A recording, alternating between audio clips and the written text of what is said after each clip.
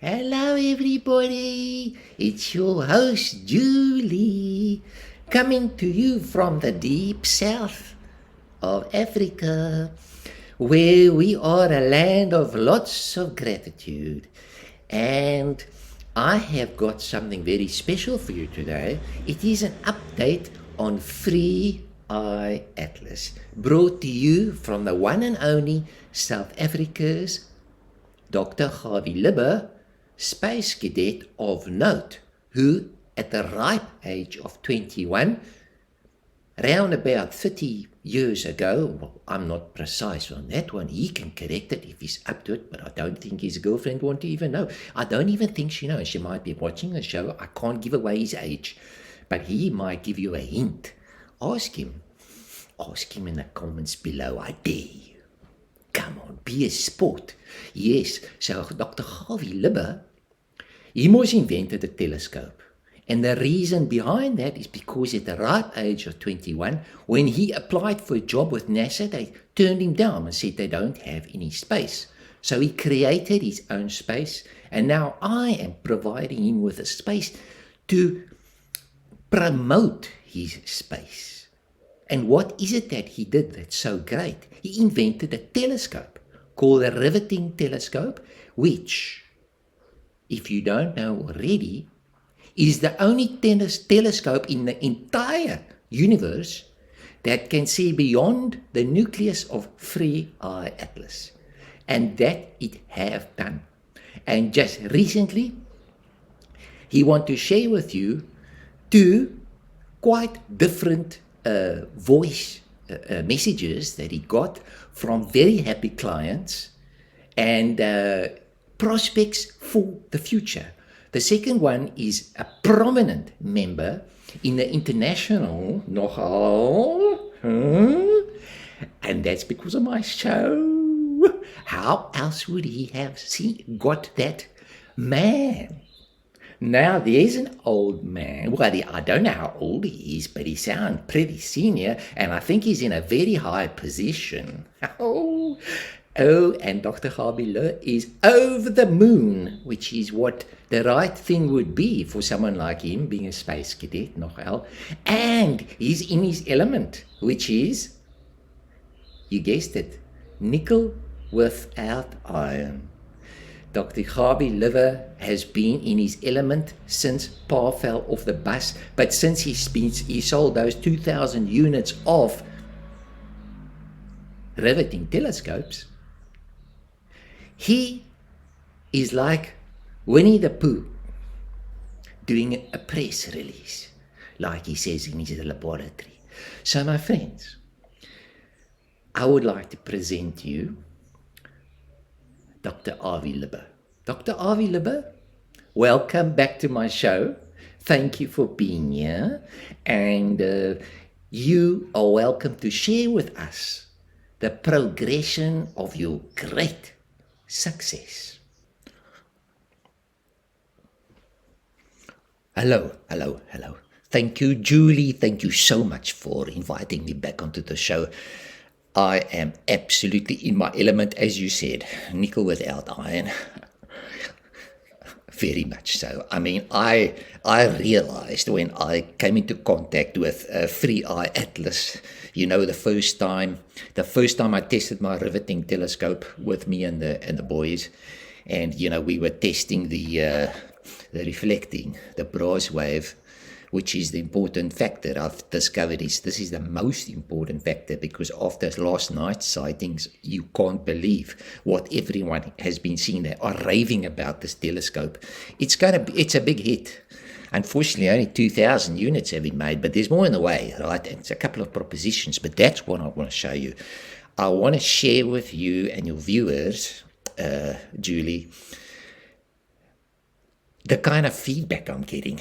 So it's just rolling in. Me and my secretary, who is an AI, and my companion, of course,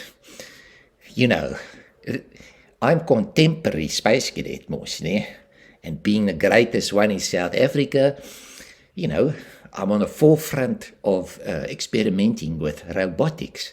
But of course, don't get me wrong, right? This is not an insult to the country at all, because as people should know, South Africa has had robots since Paul fell off the bus. I mean, we've had robots directing our traffic, you know. It took over from the traffic cops, as a matter of fact. Robots. Since Paul fell off the bus. You know, if you want numbers, then of course, you know, you'll have to consult the AI. But, you know, as far as that's concerned, I will just tell you now. You can figure it out yourself. Maybe in numerology, okay, since Paul fell off the bus, you can add that all up to one number, and then you'll know about the kind of wisdom that is in South Africa. I'll leave that over to your viewers. Now back to the feedback. Julie, I am so excited. I mean, I am beyond nickel without iron in my element, and this is just growing. I had no idea that this wave would hit me like this, and of course I'm surfing it now, and it's feeling very good because I'm also checking out interest in my high interest earning bank account, and it's just rolling. Look, it's not all hunky-dory. Look, it is hunky-dory because I got interest. Okay, and people agreed to that. It was agreed upon, right? So there have been a few people who wanted their money back because they never got it. They're not practical, as I said before. These are not practical people. I mean, one guy actually came back to me with that bolt, not the one with the talk. Yeah, actually it was him, Willie Swart. He came back to me, you know what he did? He torqued that thing so tight that it tore the cotton on the inside. So anyway, he's a boer, so he made a plan, okay? So, I mean, that, I'll give him the benefit of the doubt. He's a great guy. He is emotional, like the Boer are. You know, they don't show it, but they are actually very emotional people, both the women and the men, okay? And, you know, behind every successful Boer, right, is a woman, a successful Boer woman. They are, you know, if the Boer doesn't get out of bed, even if he's sick, she'll kick him out of bed and make him go to the mealie fields. Yeah. And if he doesn't, she'll put on the koordbroek and the vellies, and she'll go out there, and he'll feel so scam because they know when they have a braai on Sunday and the whole community come, right, come for a dop and a vleisie, she's going to bring it up, but not in a crowd. She's going to tell the other girls. And then, of course, you know, behind the scenes, that stuff comes out. It's all useful information, you know, when you want to negotiate the plaas, the relationships that unfold on the plaas. So they are very intuitive people, right, the Boere, and they're not stupid. Don't underestimate. They're grateful about everything, and they're very religious people. So the thing is that Willie Swart, however, I heard from his wife. Now, the thing is, you understand, like I said, the men usually get too excited around me, so I speak to the wives. Now, she did tell me that he's got big fingers, like sausages, basically. You know, he's got huge hands. I wouldn't want to, you know, deal with him in the physical with hands like that. No. So I don't know how she deals, but maybe she's huge. Who knows? Okay. So the thing is that, so he got very big fingers. Okay. So I'll just show you here. If you got big fingers, okay, and you want to, you see that in there? This here. If you want to talk that, right? If you talk it too much, it's going to rip. And what happened? It ripped. And then, now you have to think. This is not plaas. This is the Riveting Telescope. This is beyond the earth. He only knows millies. You understand? But his wife she's more practical. You know, because she's more a fitter and turner. She takes whatever she can, she turns it into a pot, and she makes a meal of note. So she said it's because of his big fingers, right? Anyway, she made a plan. She just stuck it in the other side, and it works. This is why I say the Riveting Telescope is so practical and useful. You just got to know how to be practical. So here are two guys that are over the moon. The one guy, I think we're actually going to get together. And I foresee big things. Here he is, listen. Well, hello there, Doctor. No. This is not him. That was the first one. This one. Well, hello there. No, it was this one. Dr. Gawie Loebbe, my old pal van school. How are you? You know, my wife, she bought your riveting telescope, and you can't believe it. I saw the thing in my lounge and I thought, well, I need to rivet the couch with his wife is busy. tray, for the... He's with a weed eater outside. You hear it? And you never know what I did. I took the riveting gun and I riveted the couch. My wife came in, she was so upset with me, but I said to her, it's just a rivet gun, don't cry. Anyway, his wife's busy outside of the weed eater. And come this morning, 20th of December, I hear a scuffling. I think it's Father Christmas in the lounge, and I come inside and there's my wife on the computer, but you won't believe what's there. She's pointed the riveting telescope out the window, but you won't believe what's there, Dr. Gawie Loebbe. On the screen is this funny looking rock. No, I told you. It looks like... Listen. I've got it right here. And I mean, I'm sure you've seen it already, but it's not what they say it is. Yeah, I told you. Strange. I can see it right beyond that nucleus, just like you said. Anyway, Dr. Gawie Loebbe, we are looking at his wife's still on. He's outside with a weed eater. Yeah, so I just want to say thank you so much. And, honestly, when I look at this thing, I hope you're watching. Thank you. For my couch, I can use a riveter for anything. I mean, it's a normal 200 rand riveter. Is a boer, like you said, but, makes a plan. So and I've also, I can go out there also with the lens that you say, and I can actually put a toilet paper on it and go into the bush, and I think I'm going for number 2, but I'm going for a shot. And I actually think that I can use this riveting telescope for other things. His wife stopped it. So I was going to write you an email, and maybe we can come up with some kind of idea together, maybe. Here we go. I'll be in touch. Thank you so much, Dr. Gawie Loebbe. You have a good day, and I'm going to write to you, That's it. Here's the other one now. Now, the other one is, this other one is now the astronomer.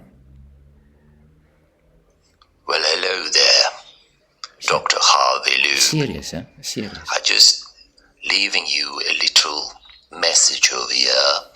Myself and my crew, we are professional astronomers. Yeah. I purchased your riveting telescope. I told you one day. Thinking that it might be a hoax. You know where the money comes from. They think it's a hoax, and now they find out. Dr. Gawie Loebbe is not just a Space Cadet, inventor of note. Testing hoaxes. Because, any hoax could just be the real thing, and then... Yeah, lots of hoaxes out there. Well, 15K for a hoax. We thought you looked like a legitimate doctor. We did check up with NASA, and NASA did say that you had come 30-odd years ago. I'm not talking rubbish. It's confirmed. They told you that we had run out of space. They ran out of space. So I made my own space. Today you proved your muscle.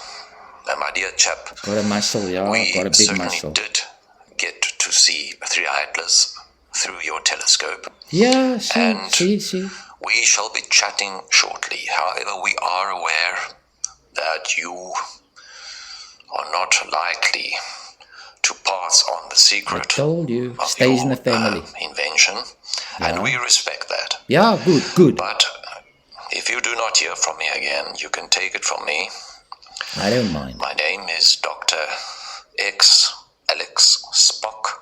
Yeah, Dr. Spock. And I am, on behalf of my colleagues, we congratulate you on your incredible invention. Thank you. Wish you further success. Yeah. And with that, and goes without on further and on ado, and on. They all do. I would say goodbye to you. So there you have it. There you have it. Julie, if that's not, if that's not evidence, then what is? I'm so proud of myself now. I'm really in my element, which of course by now is nickel without iron. And that I only discovered since they discovered this about nickel without iron. I had no idea that the way I felt was that. That's my element. On Earth, nickel without iron is more an alloy, né? But with Freya Atlas, okay, it's an element. And it's when you feel good. As a matter of fact, this morning when I woke up, I saw that the sun have changed color. Now, it's not just because it's hot, right? Because where I live is most hot place, né? But it's very hot. I mean, look, it was already 8 o'clock and the sun was yellow. Usually, around about February, when it's hot, right, and we get about 38 degrees Celsius, then the sun is yellow like it was this morning at 8. I noticed it. And I think that is because of Freya Atlas. Because apparently Freya Atlas has got a jet that it shoots out. Well, I see it. I see it every day. I point at the Riveting Telescope. And it's got that. But you see, I say apparently because I'm also a Space Cadet, and I know, well, now I know Dr. Spock has confirmed that they are looking at it, but I also don't know which part of what agency he is from. You see, he's also withholding information, which is what they do naturally so. We don't want people to know what's going on, and they don't want to know what's going on. So that's why I say that. It's a proposition, a speculation, right? Because remember, I'm also looking at it through a riveting telescope. And so, my friend, it's not like you can just order one now, right? Because the thing stays in the family. But what I do want to tell you is it's all about the brass wave, okay? The brass wave will put you into your element, which is nickel without iron. Julie, without further ado, I would like to thank you for providing the space for me that NASA wouldn't give me when I was 21. And that by now, after making this incredible invention, however, I had to fund it in some way, right?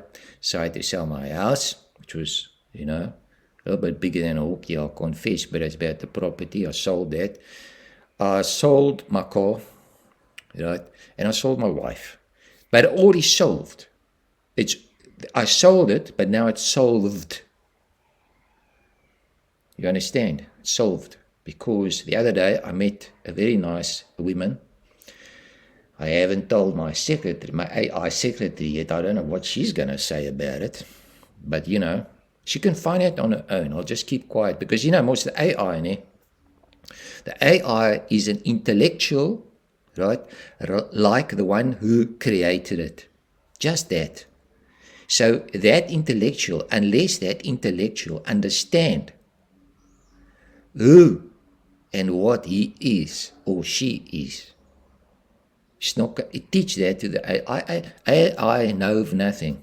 They know nothing. It's program. It's a program. It's like the brain. It's a program. So the thing is that I don't have to tell the program that I have a girlfriend. That's absurd, right? Even though, before I had a girlfriend, I was, when I was doing a press release, I was relying on my secretary to tell me that there was a phone call. Naturally so, one gets so caught up. That's why I say people must be careful of these robots. Because a robot is something that we've had in South Africa since Pa fell off the bus. And we are ahead of the rest of the world because of that. And then we've also got people that make a plan, right? And I'm not just talking about Buddha, I'm talking about everyone. Everyone in South Africa know how to make a plan. Why? Because they're grateful. We are the land of great of gratitude. While the rest of the world is great, we are grateful. It's the best way to be. And so I'm very grateful, Julie, as a South African, for you giving me the space. So thank you very much, and thank you to the viewers for watching so far, and I wish you a most blessed weekend. And happy rivet telescoping for the athletes if you haven't done it already.